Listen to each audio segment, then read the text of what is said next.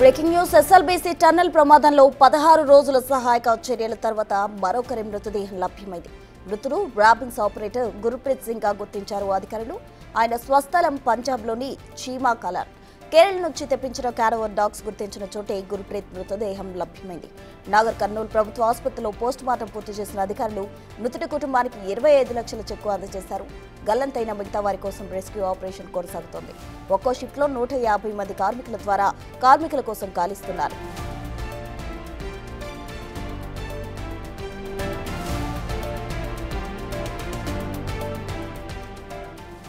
టీబీఎంకు చెందిన వ్యర్థాలను సైతం 7 లేయర్ల మేర తొలగించాక గురుప్రీత్ సింగ్ మృతదేహం లభ్యమైంది. సింగరేణి ర్యాట్ మైనర్లు చెరో ప్రాంతంలో తవ్వకాలు జరిపారు. అక్కడ ఓ చేయి ఉన్నట్టు ఎన్డీఆర్ఎఫ్ అసిస్టెంట్ కమాండెంట్ హరీష్ గుర్తించడంతో తవ్వకాలు జరిపారు. ఈ ప్రాంతం టన్నెల్లో 13.8 కిలోమీటర్ల దూరంలో టీబీఎంకు 50 మీటర్ల దూరంలో ఉన్నట్టు అధికారులు తెలిపారు. క్యారవర్ డాగ్స్ గుర్తించిన మరో ప్రాంతం టీబీఎంకు 16 మీటర్ల దూరంలో ఉంది. ఆదివారం ఈ సునకాలు మరో 2 ప్రాంతాలు గుర్తించాయి. ఈ 3 చోట్ల తవ్వకాలు కొనసాగుతున్నాయి.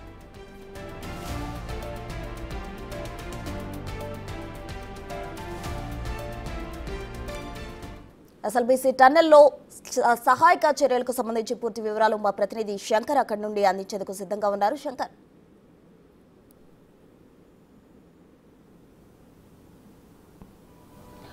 ప్రస్తుత ఎస్ఎల్బీసీ టన్నెల్లో 17వ రోజు రెస్క్యూ ఆపరేషన్ కొనసాగుతుంది. నిన్న రెస్క్యూ ఆపరేషన్లో ఒక పురోగతి లభించినటువంటి పరిస్థితి కనిపిస్తుంది. ముఖ్యంగా నిన్న ఏదైతే క్యాడవర్ డాగ్స్ గుర్తించినటువంటి ప్రాంతంలో ఒక మృతదేహాన్ని బయటికి తీయడంతో పాటు ఆ మృతదేహం దాంట్లో పనిచేస్తున్నటువంటి టీబీఎం మిషన్లో ఇంజనీర్గా పనిచేస్తున్నటువంటి పంజాబ్కు చెందిన గురుప్రీత్ సింగ్గా గుర్తించడం జరిగింది. అక్కడి నుంచి టన్నెల్ నుంచి కూడా ఆ యొక్క మృతదేహాన్ని పూర్తిగా బయటికి తేవడం, ఈ తెచ్చే క్రమంలో చాలా సెన్సిటివ్ అంటే చాలా సున్నితంగా వ్యవహరించారు. లోపల కూరుకుపోయినటువంటి మృతదేహం 15 రోజులు గడవడం, ఇక్కడ అంతా కూడా డీకంపోజ్ వ్యవహారం అంతా కూడా చాలా ఇబ్బందిగా ఉంటుంది. లోపల ఈ యొక్క రెస్క్యూ కూడా చాలా ప్రధాన ఆటంకులుగా మారుతున్నాయి. ముఖ్యంగా ఆ మృతదేహాన్ని బయటికి తీసే క్రమంలో టీబీఎం మిషన్కు సంబంధించినటువంటి విడిభాగాలన్నీ కూడా మృతదేహంపై పడి ఉండడంతో వాటిని అంతా కూడా లేజర్ కట్తో కట్ చేయడం, సున్నితంగా దాన్ని బయటికి తీయడంతో పాటు అక్కడ నుంచి అంబులెన్స్లో నాగర్ కర్నూలు ప్రభుత్వ ఆసుపత్రికి కూడా తరలించారు. అక్కడ పోస్ట్ మార్టం చేసిన తర్వాత ఫోరెన్సిక్ నిపుణులు కూడా ఆ యొక్క డెడ్ బాడీ పరిశీలన అనంతరం వారి కుటుంబ సభ్యులకు గురుప్రీత్ సింగ్ మృతదేహాన్ని అప్పజెప్పినటువంటి పరిస్థితి. ఇక గురుప్రీత్ సింగ్కు సంబంధించిన మృతదేహాన్ని వాళ్ళ సొంత రాష్ట్రమైనటువంటి పంజాబ్కు తరలించేందుకు కూడా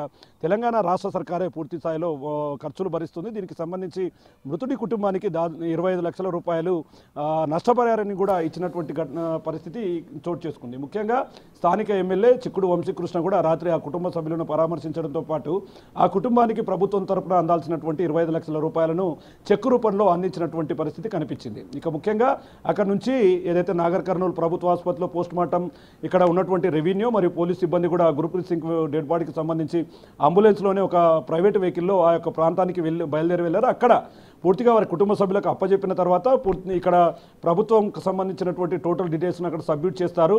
ఇక ముఖ్యంగా దాదాపు 8 మందికి సంబంధించి ఇప్పటికీ ఒక మృతదేహం మాత్రమే లభ్యమైంది. ఇక క్యాడవర్ డాగ్స్ గుర్తించినటువంటి మిగతా 3 ప్రాంతాల్లో అంటే గత 2 రోజులుగా లోపలికి వెళ్తూ వస్తున్నాయి. ఇదే క్రమంలో మరో 2 చోట్ల కూడా తవ్వకాలు ప్రారంభిస్తున్నారు. అక్కడ రెస్క్యూ కాస్త కష్టంగా ఉంది కాబట్టి మరో 4-5 రోజులు ఈ యొక్క మృతదేహాల ఆచూకీ లభ్యం కోసం అయితే పూర్తి స్థాయిలో ప్రయత్నాలు చేస్తున్నారు. ఏదేమైనప్పటికీ ఒక్కసారిగా దీంట్లో పురోగతి, అదేవిధంగా అక్కడ ఎన్జీఆర్ఎస్, ఎస్డీఆర్ఎఫ్ మరి అదేవిధంగా సిస్మాలజీ బృందంతో పాటు రోబోటిక్ బృందాలు కూడా లోపల పరిశీలన చేయడం, లోకో ట్రైన్లో కూడా డెడ్ బాడీని బయటికి తీసుకురావడంతో పాటు వారి కుటుంబ సభ్యులకు అయితే అప్పచెప్పారు.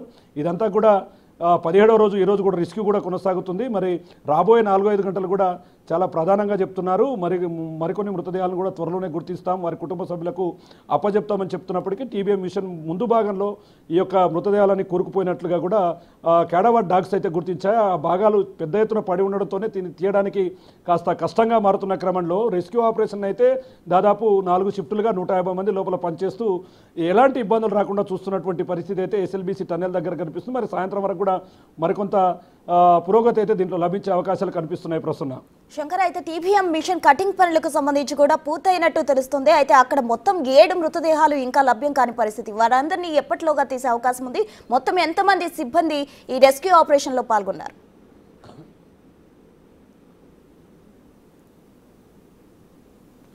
ఎస్ ప్రసూన, అంటే డే 1 నుంచి కూడా తెలంగాణ రాష్ట్ర సర్కార్ అనేది దీని మీద స్పెషల్గా దృష్టి సారించింది. రెస్క్యూ చేయడం ఇబ్బంది అయితే, లోపలికి వెళ్తే ఇబ్బంది అవుతుందని చెప్పి ఒకవైపు నిపుణులు టన్నెల్ ఎక్స్పర్ట్స్ చెప్తున్నప్పటికీ కూడా ఖచ్చితంగా వారు చనిపోయిన వారిని వారి కుటుంబాలకు అప్పజెప్పాలి, అది మా బాధ్యత అంటూ కూడా రాష్ట్ర సర్కారు, తెలంగాణ రాష్ట్ర ముఖ్యమంత్రి రేవంత్ రెడ్డి ఉత్తమ్ కుమార్ రెడ్డితో కలిసి రెగ్యులర్గా ఈ ఆపరేషన్పై ప్రధానమైనటువంటి దృష్టి సారించాడు. మేజర్గా ఎక్కడైతే 13.800 మీటర్ల దగ్గర జరిగినటువంటి ఈ ప్రమాదంలో 1500 టన్నులు ఉన్నటువంటి TBM మిషన్ 200 మీటర్ల మేర ఎనిక్కి వచ్చింది. ఇదే క్రమంలో ఒక్కసారిగా బురద వాటర్ అంతా కూడా రావడంతో బయటికి రాలేక 50 మందిలో 8 మంది లోపల చిక్కుకున్నారు. 42 మంది బయటికి వచ్చినటువంటి పరిస్థితి కనిపించింది. ఇక ఒక మృతదేహం లభ్యం కావడంతో మిగతా వాటి మీద కూడా కాస్త ఉత్సాహంగా రెస్క్యూ టీంలు పనిచేస్తున్నాయి. ఇప్పటికే రాష్ట్ర డిజాస్టర్ మేనేజ్మెంట్కు సంబంధించి అరవింద్ కుమార్ సైతం కూడా ఈ ఆపరేషన్పై ప్రత్యేకమైనటువంటి దృష్టి సారించాడు. క్యాడావా డాగ్స్ను నిన్న కూడా తిరిగి లోపలికి తీసుకువెళ్లడంతో పాటు సింగరేణి బృందానికి సంబంధించినటువంటి మేజర్ ఎవరైతే ప్రధాన అధికారులు ఉన్నారో వారు కూడా దాన్ని క్షుణ్ణంగా పరిశీలించారు. TBM మిషన్కు సంబంధించి 16 మీటర్ల దూరంలో 50 మీటర్ల దూరంలో కూడా ఈ అవశేషాలను ఉండడం, అక్కడ పూర్తిగా గుర్తించిన చోట కూడా తవ్వకాలు జరపడం, ముఖ్యంగా ఎక్కడైతే ఆ క్యాడావర్ డాగ్స్ గుర్తించిన ప్రాంతాలైతే ఇప్పటికీ ఒక పురోగతి లభించడంతో క్యాడావర్ డాగ్స్ ప్రధాన పాత్ర పోషిస్తున్నాయి. ఇక మేజర్గా డే 1 నుంచి కూడా ర్యాట్ హోల్ మైనర్సు, అదేవిధంగా సింగరేణి, గోదావరి ఖని, ఆర్మీ, నేవీ, మార్కోసిస్ ఇట్లా ప్రతి ఒక్కరికి సంబంధించిన టీం సభ్యుల్లో ఒక 4-5 ప్రధానంగా సెలెక్ట్ చేస్తున్నారు. వాళ్ళని లోపలికి పంపించి మిగతా డెడ్ బాడీల కోసం అయితే అన్వేషణ కొనసాగుతున్నటువంటి పరిస్థితి. లోపల కూడా క్షణక్షణం ఉత్కంఠభరితంగా ఈ యొక్క రెస్క్యూ కొనసాగుతుంది. ఎందుకంటే TBM మిషన్కు పై భాగంలో సీఫేజ్ జోన్ ఉంది, కింది భాగంలో కాస్త అంటే మడుగు లాంటి ఒక ఊబి లాంటి ప్రదేశం కూడా ఉంది. కాబట్టి లోపలికి వెళ్ళిన వారు వెలికి తీసే క్రమంలో ఎట్లాంటి రిస్కులో పడకూడదు, వారు కూడా సేఫ్గా ఉండాలనే క్రమంలో సిస్మాలజీ బృందం అక్కడ లోపల ఉన్నటువంటి మట్టిని ఎప్పటికప్పుడు తీసుకొస్తూ టెస్టులకు పంపిస్తుంది. ఎందుకంటే లోపల ఉన్నటువంటి పొరలు ఏ విధంగా ఉన్నాయి, డే 1 నుంచి ఇప్పటికి అక్కడ ఏమైనా మార్పులు చోటు చేసుకున్నాయా,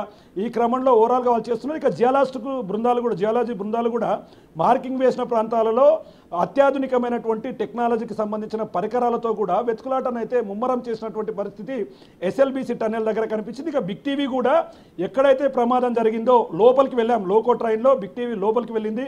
అక్కడ పరిస్థితులను కళ్ళకు కట్టినట్టుగా చూపించే ప్రయత్నం చేస్తుంది. ఎక్కడ లోపల ఉన్నటువంటి పరిస్థితులను బయటి ప్రపంచానికి తెలియజెప్పే ప్రయత్నం కూడా మనం చేశాము. కాబట్టి రెస్క్యూ అనేది అంత సునాయాసమైన విషయం అయితే కాదు.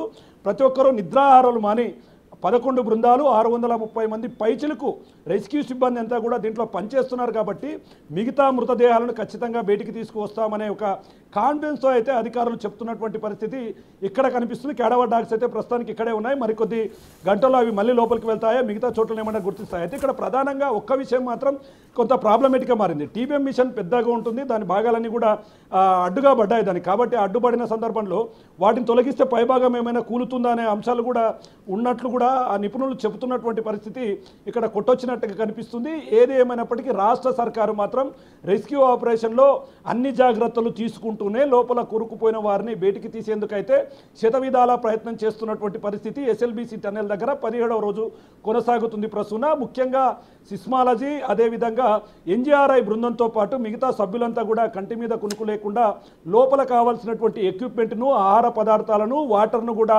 లోకో ట్రైన్ ద్వారా లోపలికి పంపుతూ జాగ్రత్తలు తీసుకుంటున్నారు. ఇక దీంట్లో ఇక టన్నెల్లో ప్రధాన భాగమైనటువంటి కన్వేయర్ బెల్ట్ అనేది చాలా కీలకమైనటువంటి పరిణామం. ఎందుకంటే 13.5 కిలోమీటర్ల దగ్గర బిగ్ టీవీ వెళ్ళినప్పుడు అక్కడ దానికి సంబంధించి పూర్తిగా డ్యామేజ్ అయింది. దాన్ని కూడా త్వరితగతిన పరిష్కరించి సమస్యను క్లియర్ చేస్తామని కూడా చెప్తున్నటువంటి పరిస్థితి SLBC టన్నెల్ దగ్గర 17వ రోజు కొనసాగుతుంది. ప్రస్తుతం థ్యాంక్ యూ శంకర్.